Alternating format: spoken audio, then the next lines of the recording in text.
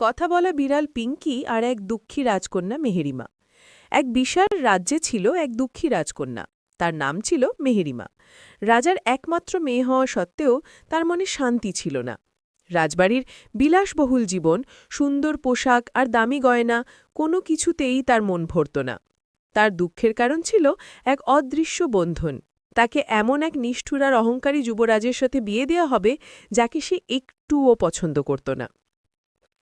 মেহেরিমা বেশিরভাগ সময় কাটাত রাজবাড়ির পেছনের পুরনো বাগানে। একদিন সে বাগানের এক কোণে বসে কাঁদছিল। এমন সময় তার পায়ের কাছে একটি লোমশ কালো সাদো বিড়াল এসে বসল।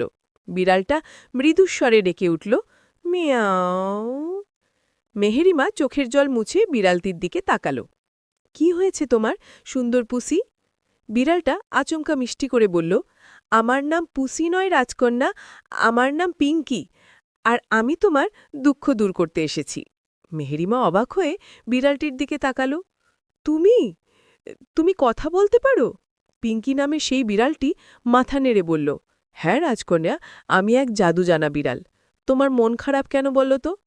রাজকন্যা প্রথমে ইতস্তত করলেও পরে বিড়ালটির আন্তরিক কথায় সাহস পেল। সে যুবরাজের সাথে তার অনিচ্ছাকৃত বিয়ের কথা খুলে বলল। সব শুনে পিঙ্কি তার কোমল পায়ে মেহেরিমার হাত ছুঁয়ে দিল। ভয় পেও না রাজকন্যা, তোমার বিয়ে হবে না, অন্তত সেই যুবরাজের সাথে তো নয়ই। পিঙ্কি তাকে একটি কঠিন ধাঁধা দেওয়ার বুদ্ধি দিল। পরের দিন যুবরাজ দেখতে এলেন। মেহেরিমা ঘোষণা করল, যে আমার একটি ধাঁধার উত্তর দিতে পারবে তাকেই আমি বিয়ে করব। মেহেরিমা বলল, আমার এমন একটি বন্ধু আছে, সে দেখেও না, শোনেও না, তবুও সে মন পড়তে পারে আর সব গোপন কথা জানে। সে কে? যুবরাজ অহংকারী হলেও উত্তর দিতে পারলেন না এবং অপমানে রাজ্য ছেড়ে চলে গেলেন। রাজা যখন ধাঁধার উত্তর জানতে চাইলেন, মেহেরিমা তাকে বাগানে নিয়ে গেল এবং পিঙ্কিকে দেখিয়ে বলল, এই আমার বন্ধু পিঙ্কি, এ আমার মনের সব কথা জানে। রাজা পিঙ্কিকে দেখেই মুখ গোজ করলেন। এক জংলি বিড়াল, এই তোমার বন্ধু মেহেরিমা? একটা বিড়াল কি করে তোমার গোপন বন্ধু হতে পারে? মেহেরিমা কিছু বলার আগেই রাজবাড়ির বাইরে থেকে এক বিকট শব্দ এল।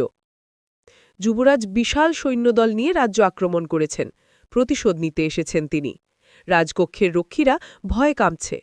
মেহেরিমা পিঙ্কির দিকে তাকাল। পিঙ্কি ফিসফিস করে বলল, ভয় পেও না রাজকন্যা, এই হার তোমাকে সাহস আর সত্যের শক্তি দেবে।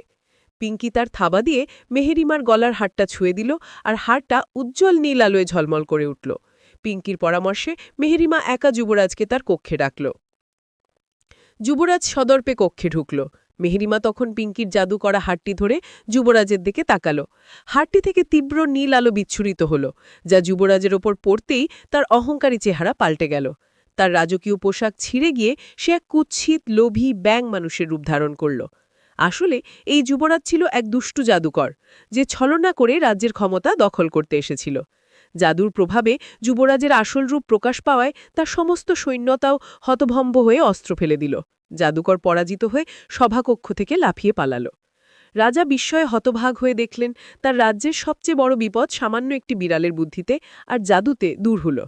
রাজার মুখ থেকে আপনা থেকে বেরিয়ে এলো, এই সামান্য বিড়ালই আমার রাজ্যকে বাঁচালো।